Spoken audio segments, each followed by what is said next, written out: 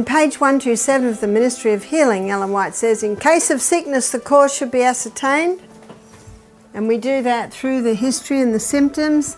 Unhealthful conditions changed, wrong habits corrected, then nature is to be assisted in her efforts to expel impurities and re-establish right conditions back in the system. And you can see how water therapies can play a large part in that.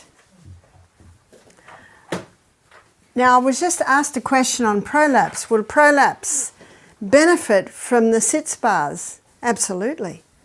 But as you can imagine, it's a bit of work. But the rewards far exceed the effort put into it. But here is something that is handy to know with prolapses. What's prolapse? Prolapse can be prolapse of the colon, can be prolapse of the uterus. We're constantly fighting gravity that's always pulling us down. And if a person's got strong abdominal muscles and internal muscles, they will not have a prolapse. And hot and colds can certainly revive muscles, but exercise really is the most important thing. And muscle knows no age. That means whether you're 9 or 90, you can have strong muscles. But an old remedy for a prolapse is let's say this is a lounge chair,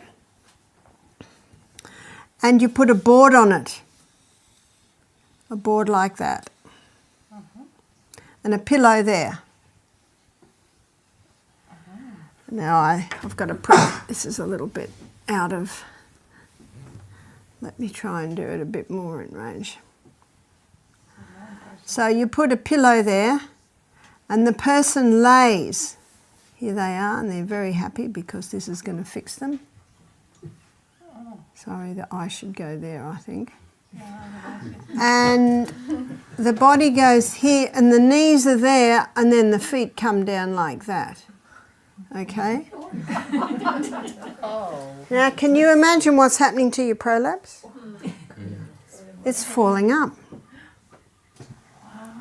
And often the person only needs to lay on that board for 10 minutes a day. If it's more serious, 10 minutes twice a day. Now what you'll find happens is, and the way I've drawn it looks very steep, it certainly could be relaxed a little bit, and you know the head usually is on the pillow. Maybe we draw it properly. And what some people will do is read a book or listen to some nice music or something. So whether that be prolapse of the colon, prolapse of the uterus, prolapse of even of the uterus. Now at the same time, do you remember that I said next week you're going to be making programs for people? And so everything I'm showing you here, you'll take a little bit from here, from there, from there. So with the prolapse, absolutely we want some vibrant blood to heal. So we want to make sure well hydrated, a nutritious diet, that they're sleeping properly every night for the full 8 hours, as you'll see. No stimulants going in that are going to leach minerals out of the body. Sunshine, lay in the sun every day. That might be nice to lay outside in the sun when you're having it. Pure air, but even just to lay outside and bare the abdominal area for the sun. The darker the skin, the more sun can be born, as we will see when we look at sunshine. And of course, you know, if they're excited with the results, they can do that 3 times a day. You can't overdo it, but I don't think anyone's going to want to lie like that for more than 10 minutes. And another thing is, now, have mercy on me, I'm not a great drawer. Say this is your bed. And every night when you pray, you take this position. Oh, yeah. Okay? Now when you're in that position, what's happening to your internal organs? Can you see they're falling up? And then when you finish praying, you just roll over and go to sleep. You know what that means? Your internal organs are in position all night. And if you get up to go to the bathroom, it's a good idea to Continue doing that. Pray again. Yes. You probably only need to be in that position for about 5 minutes to ensure, and you can certainly be in that position longer, to ensure that the internal organs are back into place, and then lay down and go to sleep. So there are some very simple things that you can do for a prolapse. And it needs to be given a little bit of time. Do you know what we find? And one lady testified to this. Let's say her prolapse usually falls out within an hour. Well, when she started doing this, it would stay in for 55 minutes. The next day it would stay in for 53 minutes. The next day it would... Sorry, it's falling out every hour. Can you see what I'm saying? Is that every time she did it, it stayed in a few more minutes. Now you take that over a month. A few minutes every day for a month where it's staying in longer and longer and longer. And that's how it works. And I have had a couple of elderly women who are now past told me that that's how they heal their prolapses. Because the option today is to have surgery and have mesh in there. And there's been a lot of testimonies of people who've been hurt by that mesh. What about fevers? So 3 things to remember with a fever. Number 1, it is your friend. Who created the body to have a fever? God. God did. It's a natural response in the body, a fever. So remember, fever's your friend. It has a purpose. It has a purpose. What is the purpose? Well, when the body heats up, do you know it makes white blood cells at twice the rate? Circulation, so it moves through the body at a lot faster rate. What does that mean? More oxygen, more nutrients, more water is available for the body, more waste being taken away. Number 2. Oh, and by the way, that high heat has the ability to kill some harmful microbes in the body. Water puts the fire out. Water puts the fire out. And I'm going to show you some simple treatments that will work with the body to speed up the body recovering from a fever. Number 3, when all the rubbish is burnt up, the fire will go out. So if the fever comes back, it's because the body needs it to come back. What if it comes back every day for 7 days? Well, it's still got work to do. So when the work is finished, the fire goes out. The fire is out. Because what are we told? We're told that the fever is an enemy. In fact, when I was in lockdown for 2 weeks, every day the nurse would ring me. Do you have a sniffle? Do you have a sore throat? Do you have a fever? No, I don't. And I think if I had it, I don't think I'd actually let her know. No, I'm in the room by myself. I would not lie, because lying lips are an abomination to God. But sometimes you don't have to tell everything, is that right? If I'm asked, of course I'll be truthful. So water puts the fire out. It's absolutely vital that they be well hydrated. Because when a fever's happening, there's a lot more perspiration, so they're losing a lot more water. And remember that perspiration is salty, so what else do they need? A little bit of Celtic salt. You know, at church, sometimes you have old ladies giving children lollies. You know what I do? I give them all salt.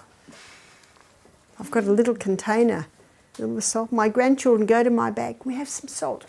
Nana. Yeah. And you know what they do as soon as they've had the salt? Drink water. And sometimes when my little grandsons are there, I say, when you've drunk half a glass of water, you can have a little bit of salt. And then I'll drink the other glass. I say to them, have you watered your garden this morning? Yes, Grandma, we've watered our garden. Half of my children called me Nana, the other half Grandma. So that's what a fever does, and it's important to understand that. In fact, every afternoon at Misty Mountain Health Retreat, we create a fever.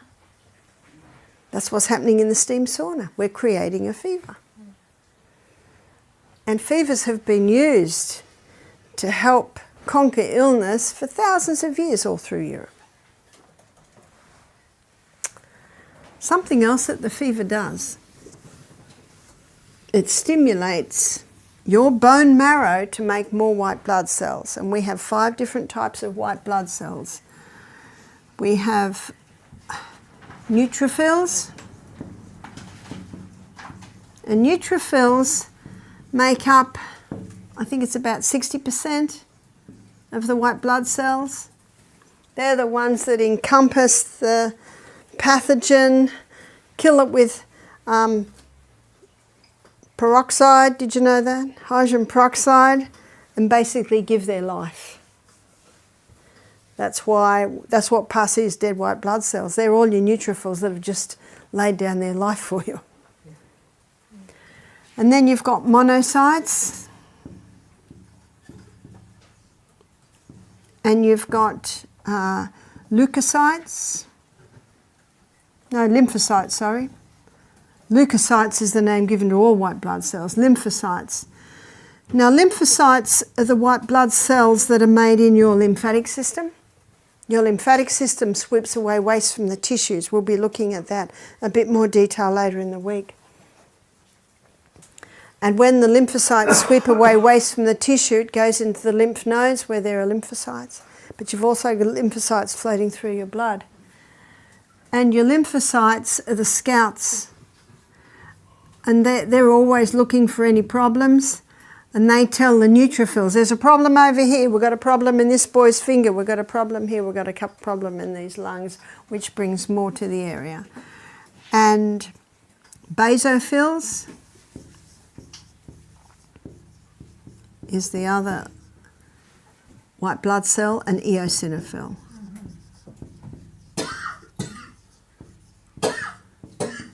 And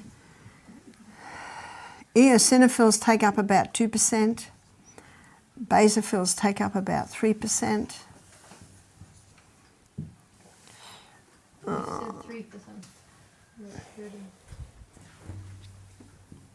No, I've just got to get the percentage right in these others. I've got a roundabout way. So I think, let's see, if this takes up 15%, 20,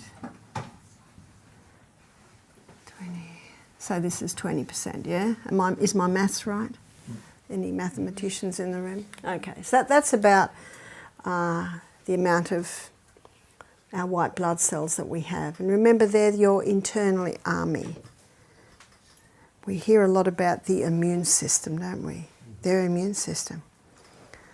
And if you've got a cold or you've got any problem happening in your body, you will have more of your white blood cells. And if someone says, I've got a cold, my immune system must be down, no, it's because your immune system's high that you've got the cold. See, people say these things, but they don't realise what it means. And just the fever increases the white blood cells, helps to fight whatever's happening in your body. Our body's been designed to heal itself. We've got an amazing immune system there. But sometimes the eosinophils can get too high. And the eosinophils are the histamine carriers.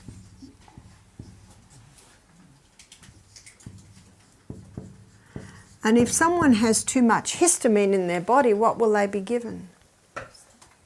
Antihistamine?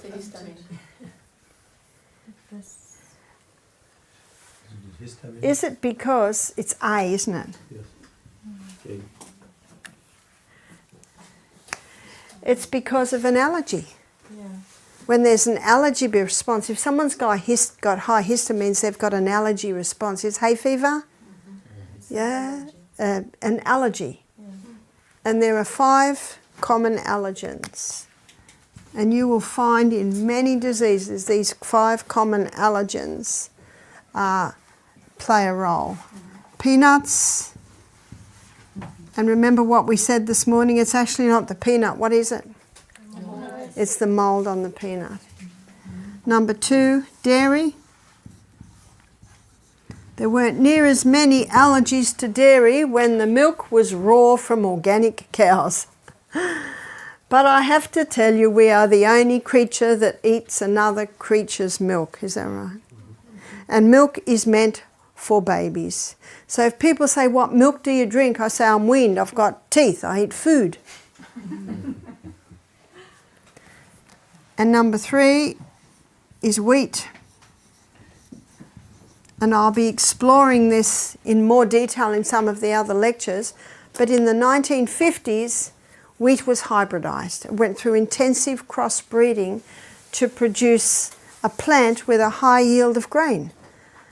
Why did they do that? They did it to help with the starvation crisis in Africa, India, Mexico. In fact, the research was done mostly in Mexico. And when they first had produced this wheat plant with a high yield of grain, before they could harvest, the stalk broke because the yield was so heavy. So they went back to the drawing board, and you will find today wheat only grows that high. And it has a thick stem, so it can handle the heavy yield of grain. And they have straw shortening. Yeah, it's shorter. Yeah, but they have a chemical that it is spread to shorten the straws. Oh yes, there's also a chemical that inhibits its growth. Yeah. So what have we got on top? We've got on top of that a chemical as well. Yeah. And that is the wheat that is used today. And it was rushed through with no safety studies. Yeah. Yes? Also, the root system doesn't go as far down as it used to, so it means that it doesn't take up as much nutrients. That's right, it's not taking up as much nutrients. Not as much water either. So it's easy And the to- other factor is that it's usually grown with glyphosate or Roundup. Now what these chemicals do is they inhibit the microbes in the soil, so the microbes can't get the nutrients out of the soil and put it into the plant. So there's a whole lot of problems with the wheat of today. And in the book Temperance, chapter 2, page 2, Ellen White gives an illustration of Satan and his angels having a conference about what was the most misery they could bring to mankind. And Satan himself came up with a plan. He would use the fruit of the vine, and we know the misery that alcohol has caused, and wheat and other foods used for food. The wheat is the only food that is mentioned there. Now that was written 100 years before the hybridization of the wheat. So usually the wheat that God made had a very delicate or fragile protein or gluten structure. Fragile means easily digested. He's not sure when, but it was probably a couple of thousand years ago. This original wheat called Enkenhorn did a wild hybrid with a field grass and came up with the Emmer strain of wheat. This is EMMER. Now can you see it's not quite as fragile? And that Emmer is the wheat that was put through the intensive crossbreeding and came up with the hybridized wheat. And that gluten structure on the hybridized wheat is incredibly complex. It's almost only a cast iron gut that can break that down, and there aren't many cast iron guts around. And if they keep eating it, it won't be cast iron much longer. Now, if that flour is made into a sourdough, which is culturing the bread, it breaks down the protein or the gluten in the grain and makes it less complex. sourdough bread is almost like eating pre-digested grain. It's been cultured or broken down.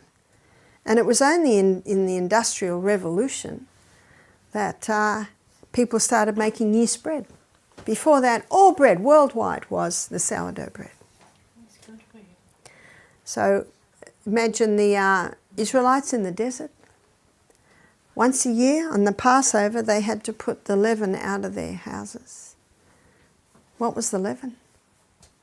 It was the sourdough culture. Yeah, Once a year. yeah, on the Passover. That's When they how you should have it for generations. They say that sourdough starters, you should have Yeah. it for years and years and years. You do. So after the week, they'd run out, get their little starters, put a bit of flour and water, revive it, and go back to making bread. So it was only that week.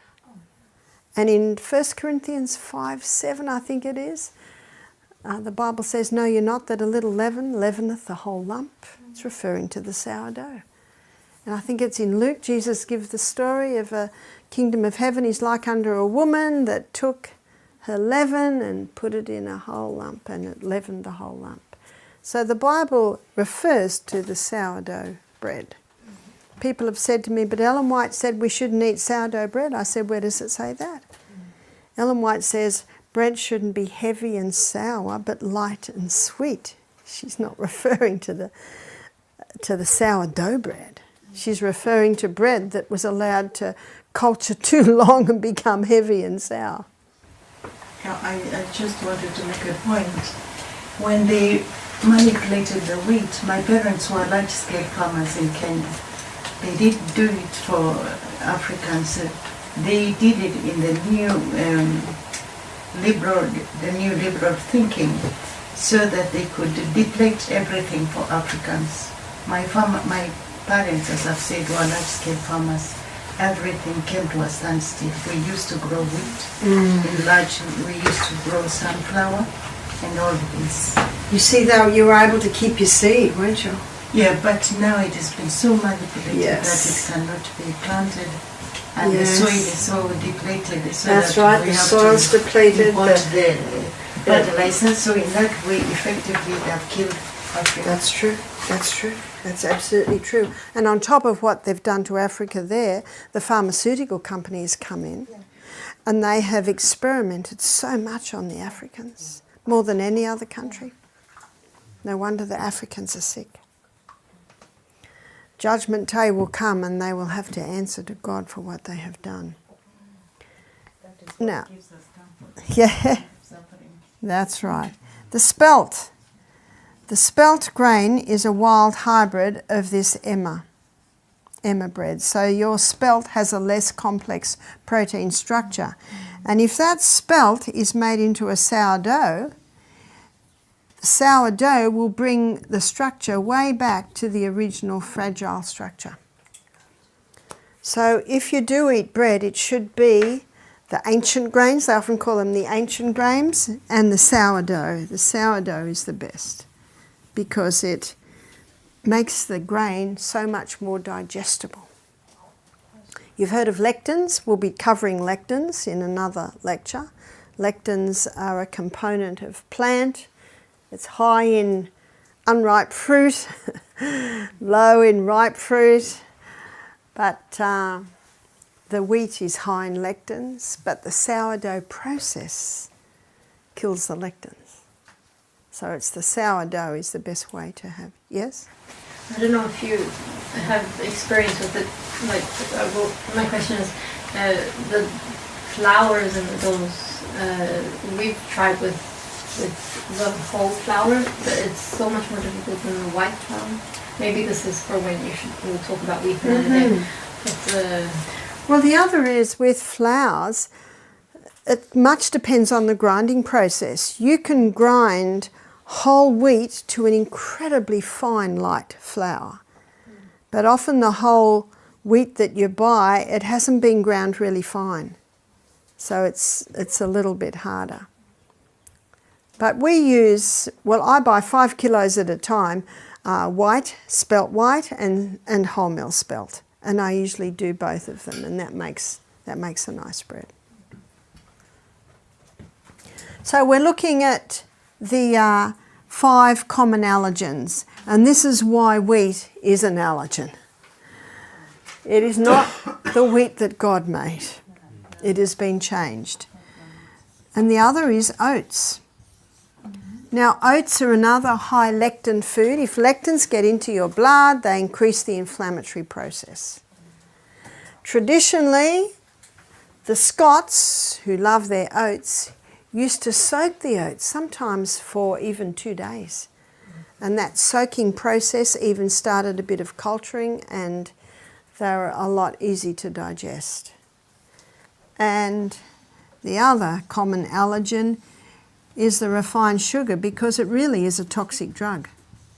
It's pure acid. And because of its high sweet content, it can actually feed any inflammation in the body.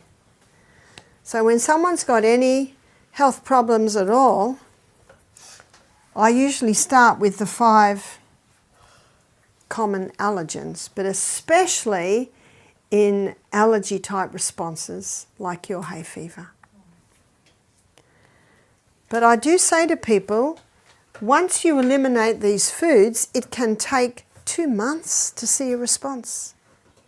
Because you can eat a slice of bread, it'll be out of your body in 24 hours, but the effect can remain. So it's important to warn the people, mark it on the calendar when you started to do this. And then watch for 2 months. A lady whose baby had eczema, the baby's 100% breastfed, so then you go to the mother. And I suggest stopping the allergens. She stopped the allergens. After 1 month, she said, my baby still have eczema. I said, yes, wait a little longer. Here's the time. Let us not be weary in well-doing. We will reap if we faint not. At exactly 2 months, she sent me a photo of her baby, and the skin was beautiful.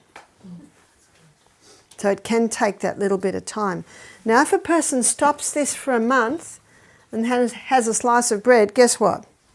Back to square one. You've got to start your 2 months again. So especially if it's children, eczema, hay fever, they always respond to eliminating these. And it's not necessarily forever. Once you've conquered your problem, the person might be able to have some oats now and then, some wheat now and then. Who will tell them? Their body. The response. Their response, that's right. That's right. Their body's response. So you watch for your response.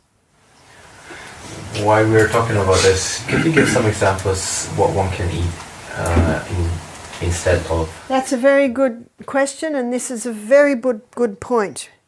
Because for your peanut butter lovers, they can have almond butter, cashew butter, and if you come to Australia, you might even be able to have macadamia butter. So there's your alternatives there. To dairy, I have a look at where are you using the dairy. Usually on cereal and in tea and coffee.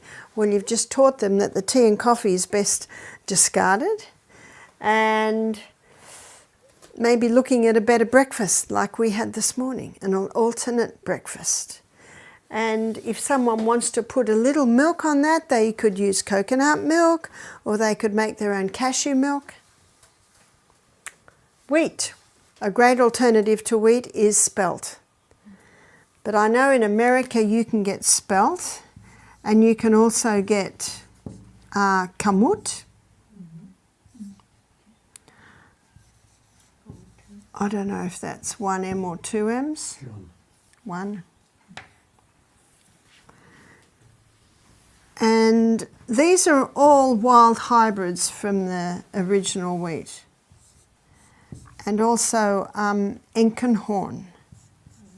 That's the original wheat, and I know in America you can get it in some places. And the Emma wheat. We have found a German bakery in the town where we buy our food that sells a sourdough Emma bread, and it's delicious. It's very nice. So there's some of the grains that you can use instead of the wheat. So what can you do instead of oats? Should it be Einkorn? Pardon? Einkorn. Einkorn. Well, I have seen some people call it Einkorn, and in some books it's called Enkenhorn. So I used to say Einkorn, and then I was reading one book where they called it Enkenhorn. Enkenhorn. So Einkorn. The granola that we use at our health retreat, because we don't use any of these foods at our retreat. And if someone says, but I love oats, and they sit well with me, you know what I say to them? Eat oats. Your body's response is your best guide. Some can handle it, some can't. So because I don't want our cook to be doing this food for this person and this food for this person, we just eliminate them so that the cook can just do food that everyone can eat. So what we do instead of oats, we soak buckwheat, and we find you can only really soak it for about 2 hours. It goes too sticky. Rinse it well and then dehydrate it for 24 hours. And then it's crunchy. And that makes a very nice granola. Dehydrate means in the oven or just... Dehydrator. If you do it in the oven, you'd have to try and get your oven down to about 100. Now, Celsius. 50. And soak it in cold water. Yeah, most ovens won't go under 100 Celsius. Sweet, I think. My oven won't go under 120. So that's a little high. But see the fuel stove around the corner? That was my stove for 12 years when I lived in the rainforest. And I could dehydrate nicely in the warmer down underneath. So yeah, to do it in the oven, you'd have to have a very, very low heat. Also, if you want to do an alternate to, say, a porridge, you could do millet porridge. Millet makes a delicious porridge. And millet is one grain that has no lectins at all.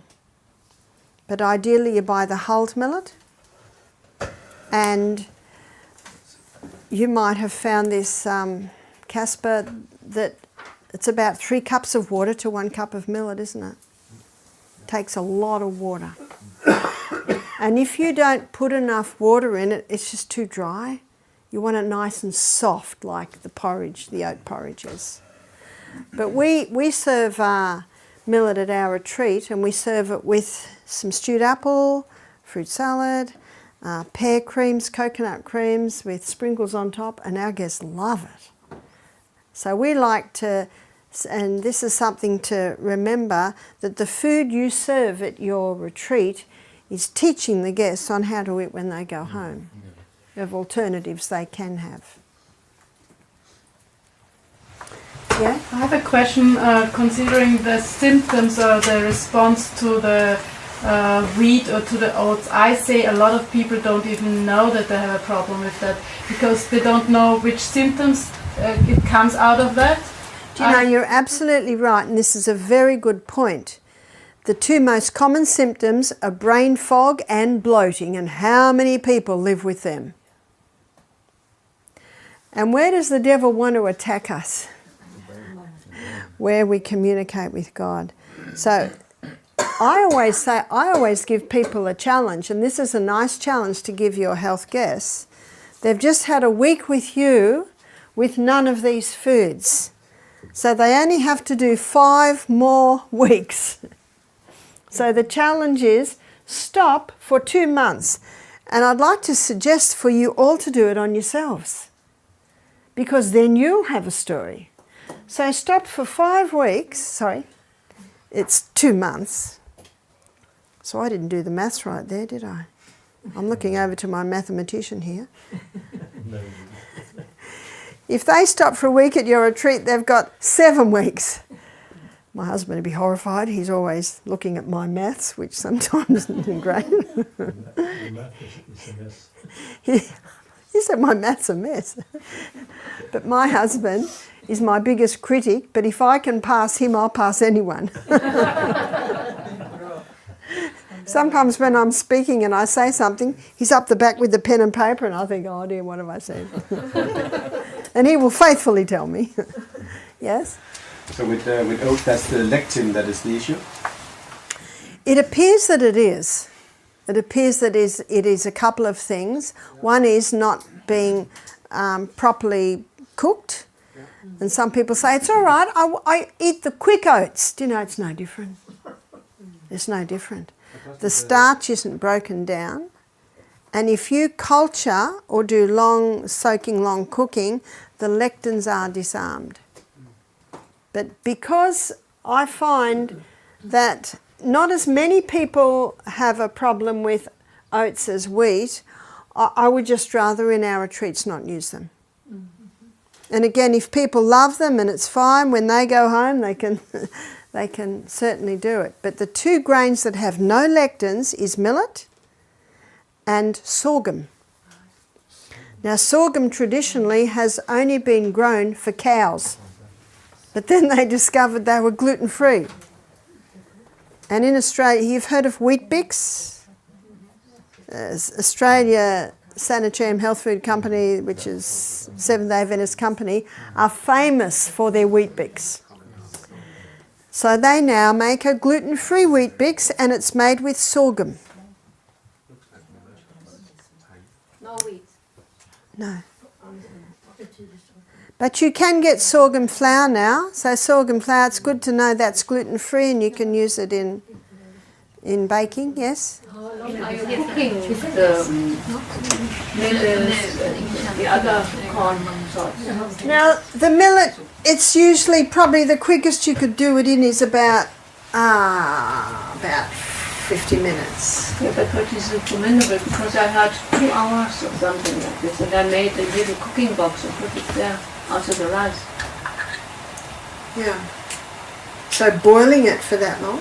No, I'm boiling it for 20-30 minutes, Yes. and then I put it in some stew foam box. That's right. And then it needs to be in that for a few hours. Yeah. That's like your slow cooker. You know, you've heard of the Instapots. I know my daughter has an Instapot, and it can be a pressure cooker or it can be a slow cooker. But one lady I know that's got a lot of children, she does the millet overnight in the slow cooker, and then washes it, rinses and brings the legumes to the boil, and then rinses them again and puts the legumes and all the vegetables in there, and that's their lunch. So she said, I'm constantly using my slow cooker.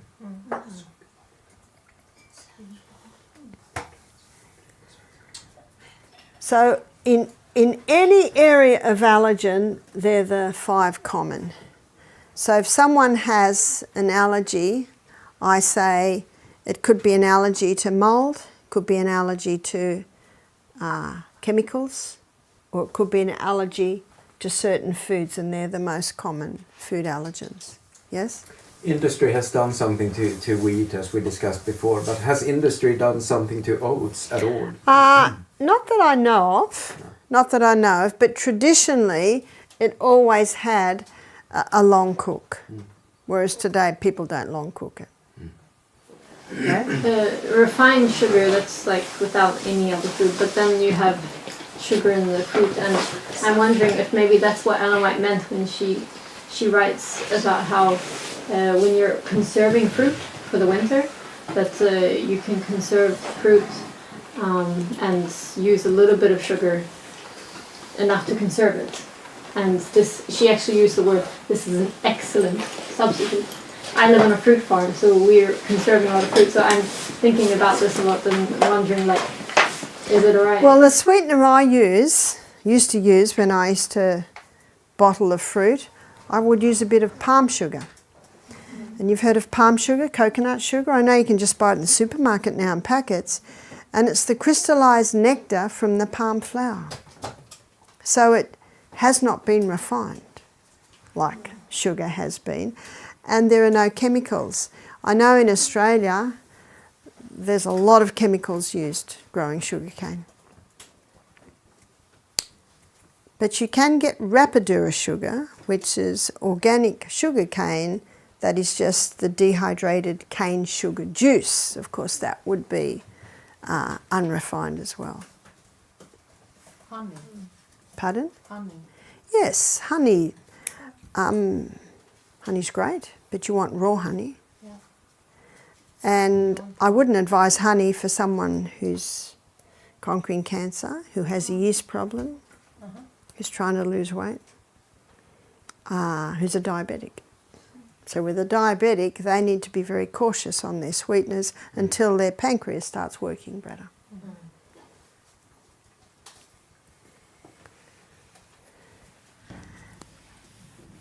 So that's one of the reasons people's histamine levels are high, is because their eosinophil levels are high because of an allergy.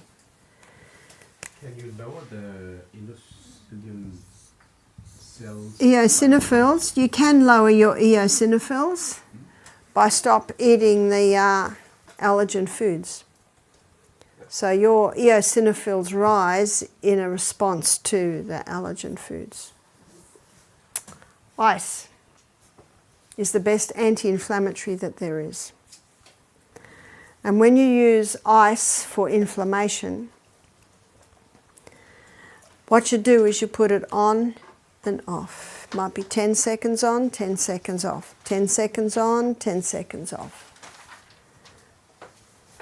And sometimes, especially in a break or a severe sprained ankle, you just might do the ice. My daughter severely sprained her ankle when she was, I think she was about 11, and she could not bear the ice. So I did a minute hot and a minute cold and a minute hot and a minute cold, and she could bear that. So remember, you're working with the people, and I was just asked, don't you put a thermometer in to get the hot right? Well, I find so many differences that different people can handle different heat. So that's why I always, and it is true that the hand can handle more heat than maybe the hips. So you always start not quite as hot. And if the person says, I could have hotter, well, you can make it hotter. So you're better to start with where the body's happy. And after they've had the ice, they can handle it a little bit hotter. But ice is the best anti-itch. So when I was in Alabama a few years ago, I used to walk through the forest where I was staying. I walked through the forest to the health centre. And after a couple of days, I had about 6 little itches on my leg, an itch here and an itch there and an itch there. And I said, what are these? And they said, they're chiggers. I said, well, chiggers, I've never heard of chiggers. And apparently they're a little mite that you get in the bush, and it burrows into your skin and it itches. And they said to me here, you'll be itching for 3 weeks. So I made a decision never to scratch. If you scratch an itch, you immediately make it worse. Because when you scratch, not only do you damage the skin a little bit, but that scratching brings more blood to the area, and when you've got more blood to the area, you've got more heat, and more heat on the itch makes the itch worse. So what can you do? You ice it. So what I did, and I only had to do it 3 times a day, and it would take me sometimes 10 minutes. Freeze, pain. Freeze, pain. See, when that intense pain comes, you lift it. You keep coming back, and you keep coming back, keep coming back. So it would take about 10 minutes to freeze, on, off, on, off. So by the time I'd done the other 5, I'm back to the other one, or 5 or 6. And then once I'd frozen them, no itch at all. And often it'd be like that for maybe 4 or 5 hours. And on my morning walk, would they itch? Because when you walk, you increase blood. And when you increase blood, you increase warmth, and they would itch. So I'd run home and grab the ice, freeze them, freeze them, freeze them, freeze them, freeze them. Not once did I scratch. And just before I went to bed at night, I'd do the freezing scenario, and that would get me through all night. They were totally gone within 5 days, and no one there could believe it. They had never seen that, because I didn't scratch. So if someone has eczema, yes, it can take 8 weeks before it's gone. So what can they do meanwhile? Ice it. Now, icing won't stop the itch forever, but it can stop it for several hours. Several hours. That's one of the beauties of the ice, because ice drives the blood away. We're warm-blooded creatures. The blood doesn't want to go where there's ice. So you ice the area. And ice can numb the area. So if you're in pain too, you can ice the area. But remember, it's on, off, on, off. You'll want to do that because your response to about your response to about 10 seconds of ice is deep pain. So what's your body saying now? Give it a break. And then come back. And on, off, on, off. So an easy way to do this is even to put some ice cubes in a little snap-lock bag. Then you haven't got water everywhere. Or you can just use a block of ice in a little washer or face cloth. And what I've been finding dealing with people with herpes, you'll be surprised how many people have the herpes virus in them. And once it's in you, it's there. Forever. But you can manage it. So I've seen people implement the laws that instead of getting a herpes breakout monthly, they start to get it 6 monthly. And it usually happens, usually in the tender parts of the body, but you know, a cold sore is part of the herpes virus, and it's just exactly like that. I have never had a cold sore, but my husband does. And it used to be that it was the most painful before it erupted, and then when it erupts you've got little tiny blisters, and then the blisters break, and then the pain is just that rawness. If that person ices it, as soon as they get an inkling of discomfort, they can prevent it even developing. Yeah? And when you get it in the mouth? Ice it in the mouth. Don't you think that's phenomenal? That it can even stop it for developing? And one lady I'm working with, she's been having herpes in her private parts. Mm-hmm. How terribly uncomfortable is that? Her husband's first wife was unfaithful and gave it to him, and then when she married him, that's where it came. And she was upset because she was a virgin when she married. She said, I have done nothing wrong. And I said, neither is your husband. It was his unfaithful wife. Unfortunately, that's what happens. But you can manage it. I said, don't be upset. We're not in heaven yet. These things happen. And oh, how embarrassed she was about it.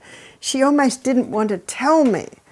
Because when someone says they've had herpes, the question immediately rises, well, what have you been doing? You know, so we have to be very careful never to be judgmental. Remember, Jesus never was. Number one character trait is merciful. And so I told this lady, try ice. So she'd get a little washer, and every time she went to the bathroom, and she was going about every hour and a half, 2 hours, because she was drinking all her water, maybe every 2 or 3 hours, and she would ice the area. And she said it was incredible, the relief that it brought. And if it started to pain, she'd stop, and then she'd ice it again. She said it never developed. So you will have times where you will be dealing with people with herpes. So remember the ice. It's almost the forgotten remedy. It's so simple. Every home should have ice in their freezer. We know if the child hits and bumps their head, we put an ice pack on. And yet ice can be used very, very effectively for any inflammation, and for itch, and for something like herpes. One lady told me that it usually takes 10 days. And she said, you know, when it's first appearing, it's this incredible, heavy, painful feeling. Ice it. And then when the little blisters burst, then it's incredibly, incredibly painful. Then I said, she said, it usually takes 10 days. She said, this was resolved in 5 days, just from the ice. Yes? How do you tell when you should do only cold versus hot and cold? Well, remember I said about my daughter who was about 11 and had fallen, and she sprained her, it was from her knee down. And I would have liked to have put ice on there, but she couldn't handle it. So I did the hot and colds, and she could handle that. So it's the response that usually gives it. And if a person has sprained their ankle and you're doing hot and colds and you notice it's still swelling, you do more cold and less hot. So but you were saying for inflammation that you talked about all the treatments that it was best to do hot and cold. Well, if the body's inflammation doesn't go down, then you do more cold. So you're watching your body's response. But I was called to a girl who'd just been trodden on the foot by a horse. So she's going to get big inflammation, you just do cold. And she did not like it, so we kept giving her breaks, go back on, off. It's good to do it to yourself and just see the pain, deep pain, take it off. And if you've got an injury there, you feel even more pain. But eventually it kills it. It kills it. It has no pain because it just numbs the whole area. But you've got to go on and off. You've got to work with the body's response. So severe inflammation, it's usually ice, but then sometimes not everyone can handle the ice. Yeah? With the hot and cold, can it have very negative effects to go into depressants, i.e. beyond 3 minutes and beyond 30 seconds? Well, it all depends if you want to depress the area. And when you've got a lot of inflammation rising, you want to depress the area because you don't want more of the inflammation coming in. So that again is where your body's the body's response will guide you. It will tell you. Yeah? For which people it could be harmful to make this hot and cold? Is it for every people in every condition good? That's a very good question. What I find is that the very young and the very old, you have to be cautious with. But where you particularly have to give caution is for people who have no feeling in their feet. So this can be diabetics, this can be people with peripheral neuropathy. That is a side effect of chemotherapy, is peripheral neuropathy. And people with very cold feet. You never put cold feet into a bucket of hot water. Well, how do you warm their feet up? You put cold feet into lukewarm water. And you might be able to warm it up a little bit more. And also massaging the feet can get the blood to that area.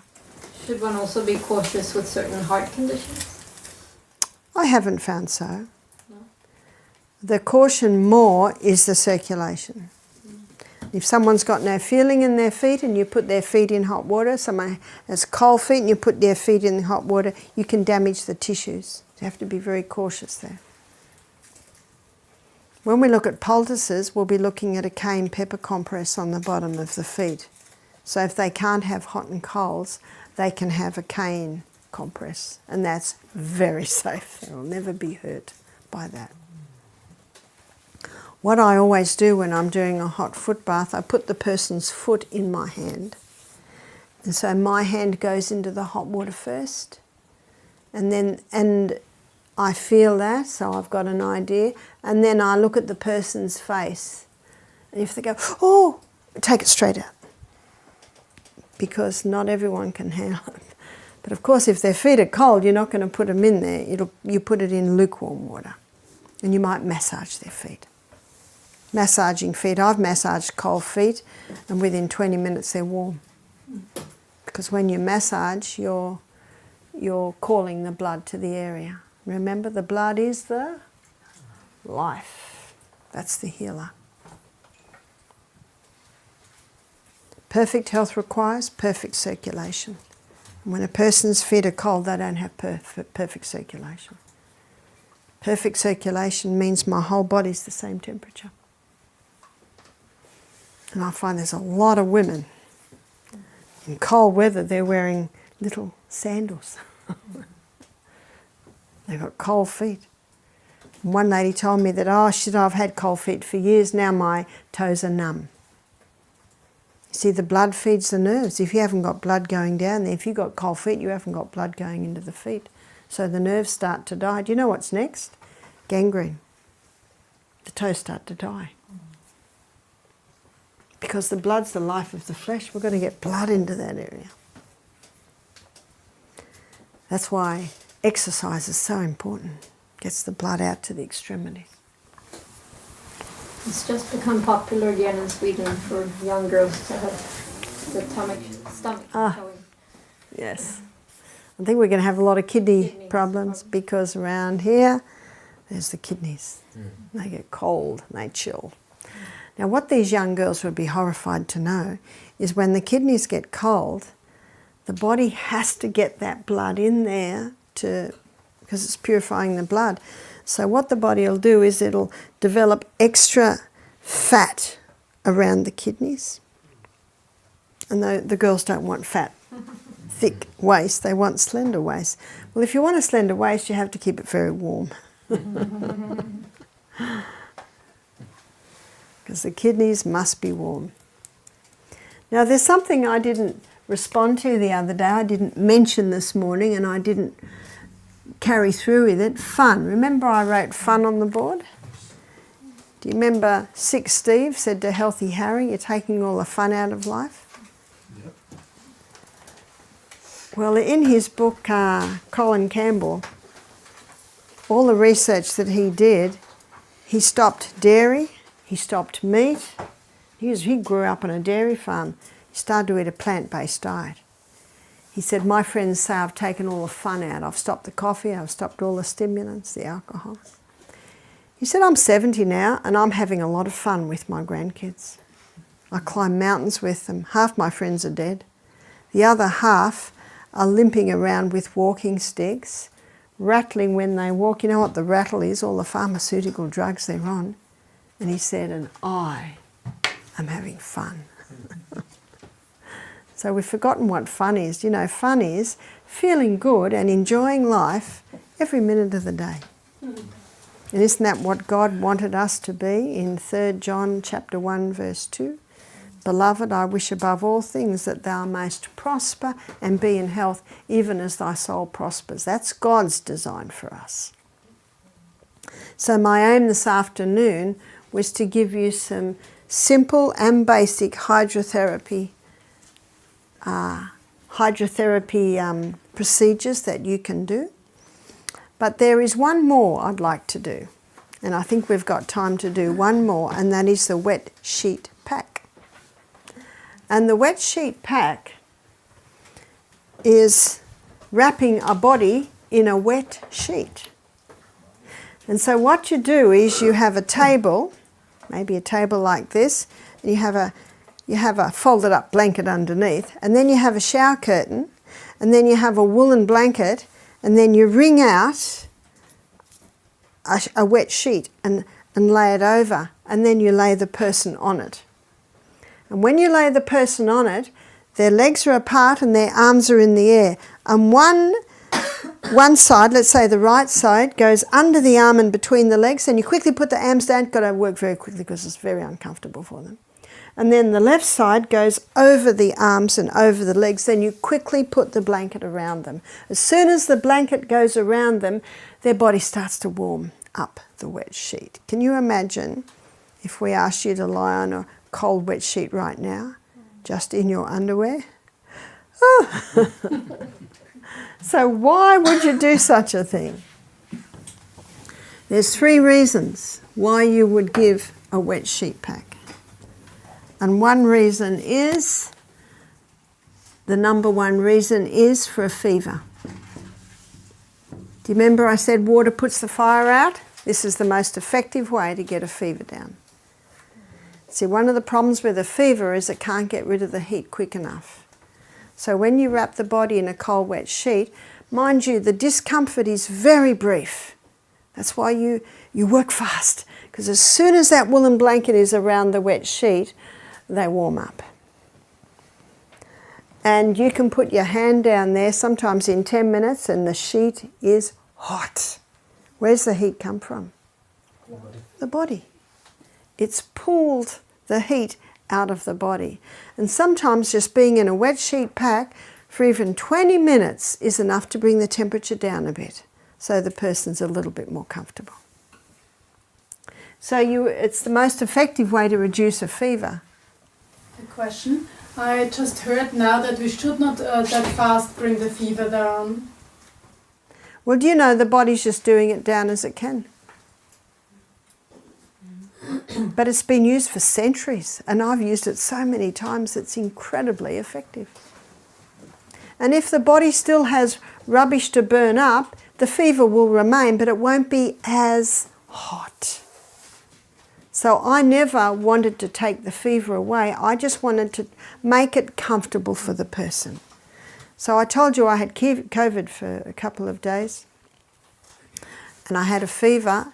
There was not at any point a need for me to do anything about my fever, because it never got to the point of being incredibly uncomfortable.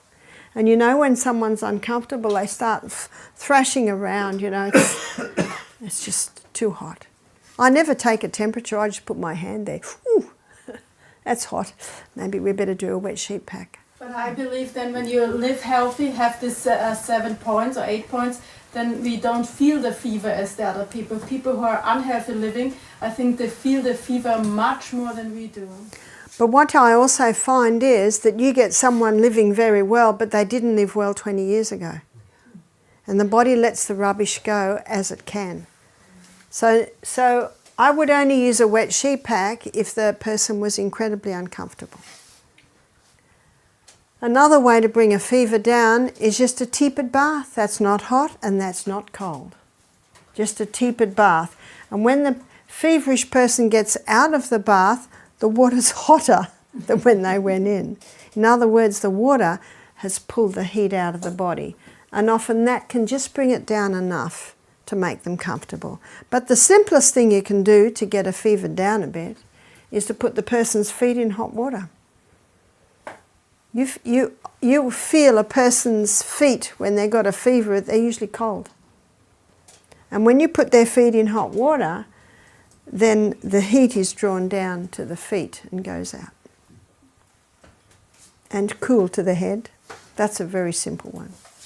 So a cold bath would be too drastic. That's right.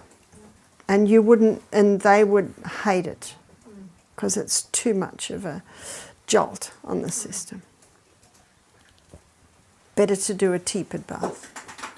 But the wet sheet pack is still okay? It is the most effective. It's a lot more work, as you can imagine, but it is effective. So you would give the wet sheet pack to reduce a fever. You would give a wet sheet pack to create a fever. Why would you create a fever? You would create a fever to speed up a cold.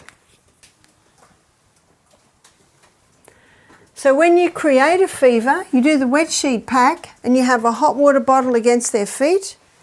And instead of putting one blanket on, you might put 3, or if that's too heavy, you put 2 blankets on and a feather quilt over the top and create a fever.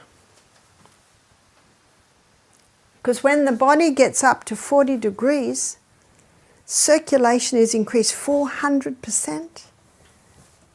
Metabolism increases 400%. Your bone marrow can make more blood, more white blood cells. That's why the fever has been used for centuries. In fact, there's one form of cancer treatment where they give fever baths every day to create that high heat. What's the third reason that you would use a wet sheet pack? To relax. If someone's very stressed out, wrap them in a wet sheet pack. That moist heat, because remember, the sheet warms up very quickly. That's why if you're going to use it to create a fever or to relax, you must make sure it's a warm body that goes into them.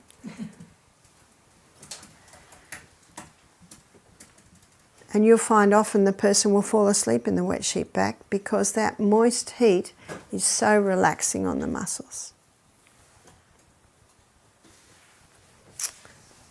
You can also use it to draw out poisons. And this, I guess you're doing the same thing when you're creating the fever. Because when you create the fever, the person starts to perspire. So someone might create a fever to speed up going through a cold, or they might create a fever to draw out poisons.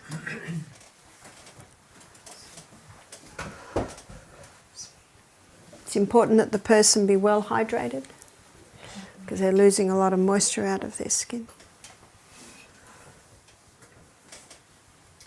The sheet, when you want to create a fever, does it have to be warm? Well, even if you do it in warm water, by the time you've spread it out, by the time the person's on it, is cold because of the air touching it. So the point is a warm water bottle on the feet. That's right. And if they're a bit cool, get them to have a hot shower to warm up before they jump in the wet sheet pack. Wait, so creating the fever is not supposed to be cold, a cold sheet? Yeah. It was supposed to be cold. In fact, they're all cold. You can't do it any other way. Yeah. By the time you wring it out and lay it over the bed, even if it was hot, it's cold. The air cools it. But what was it with the shower, warm shower? And the Well, if you've got a thin person who's cold, then you would give them a hot shower because you want the warm body into the cold sheet. Also with fever? Well, you don't have to warm them up with the fever because they're very, very hot. But if you're creating a fever, remember you put the hot water bottle on the bottom of the feet, that'll warm them up.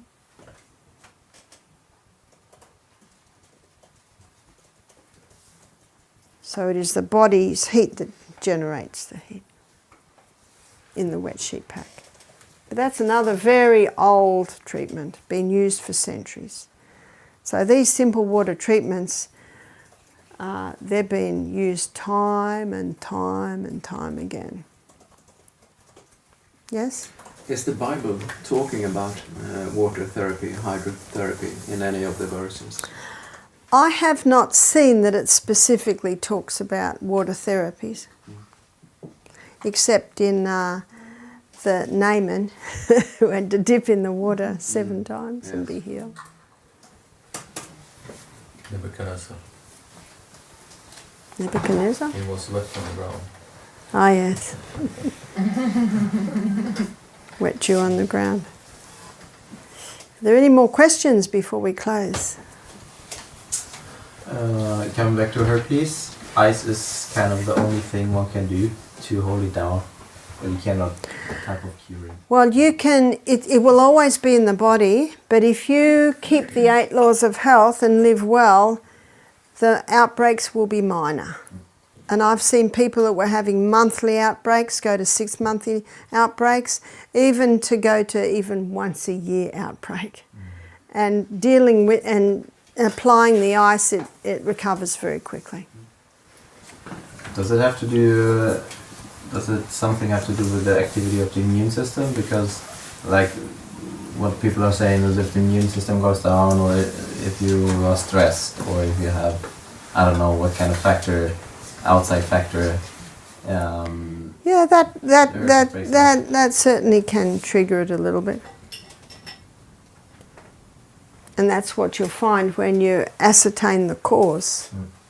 You look at the history, look at what's happened. Sometimes it can be a death in the family and then lost a job, and then, I don't know, there's a whole lot of factors that can come into play. With every person it's different. That's why it's important that everyone is treated differently. You can have 10 people with the condition, but it can be different factors in every case that can come together.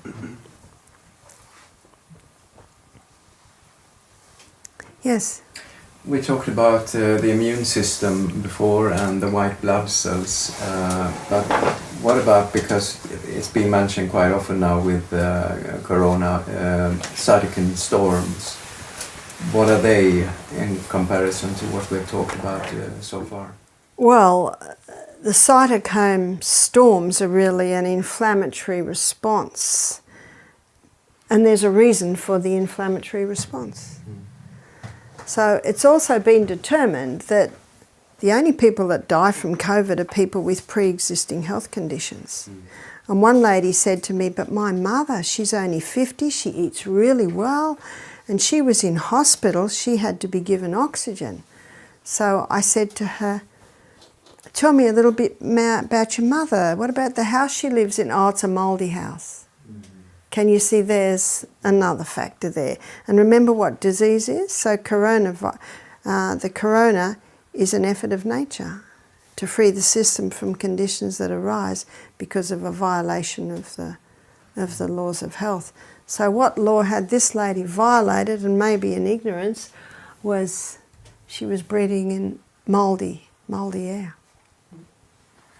And as I said, I think on the first night, sometimes it can be a bad tooth that's leaking poison into you. There can be a whole lot of different factors that can come to play. That's why you've got to dig deep. And the Bible says, out of the abundance of the heart, the mouth speaks. What people say, note what they say. Often I write down exactly what they say because their words can give indications in certain areas. And you've also got the Holy Spirit that can give you wisdom and guidance as to what area to go. And this eating healthy is, in our terms, it's perhaps vegan, but in other people's terms, it could be meat, ecological. That's right. Perhaps, That's right. Meat and that's right. Water drink. But I have to tell you that the healthiest couple that have done our retreat were organic dairy farmers. Any meat they ate, and it wasn't much, was organic. If they had dairy, it wasn't much, and it was organic. All their food was organic. They exercised every day. I could not find any fault with this couple. And Dr. Colin Campbell, in his book, he said 20% animal protein is what really triggers disease, and that's almost like 3 times a day. But 5% animal protein doesn't. And 5% animal protein is a little bit. Now, as I say this, I advocate a plant-based diet. But it's also to show that I have met some very sick vegetarians.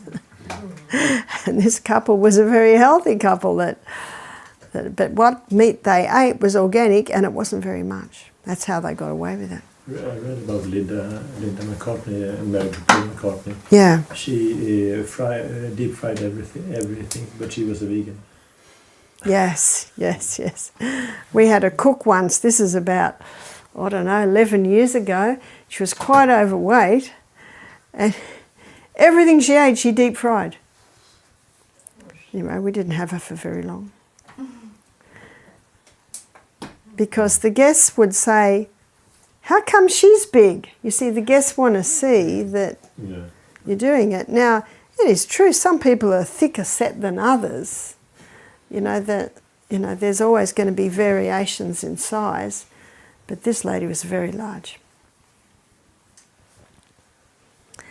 But I know I was in an area once and they were saying, it's vegan, but I was the worst food, I would never eat it. Because it was vegan cheese and vegan whipped cream and vegan custard, and it was so high in sugar and chemicals, and so I don't call myself a vegan anymore. I say I ate a plant-based diet, which is plants as God made. Yes.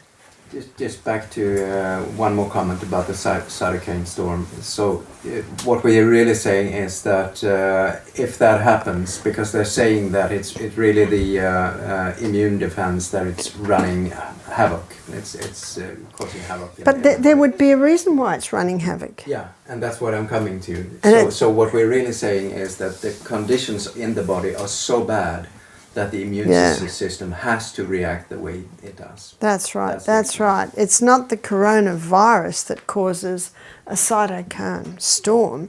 It's it can be a whole lot of other things. Poisons. Or Like this lady that lived in the mouldy house. Because I was intrigued, how come a lady like that could go down? And then I found out why. So it's always interesting digging and finding out the causes. Yes? Earlier I love cheese with mold inside. I realize that is not good to eat. What is the bad thing about it?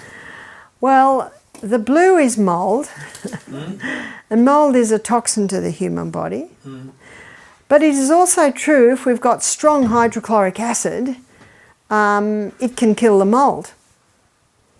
And in my book, Self-Heal by Design, I've got a chapter called The Stomach's Secret Weapon, Hydrochloric Acid. And most people don't realise it's part of our immune system, because if anything comes in on the food that's not good, our hydrochloric acid can wipe it out.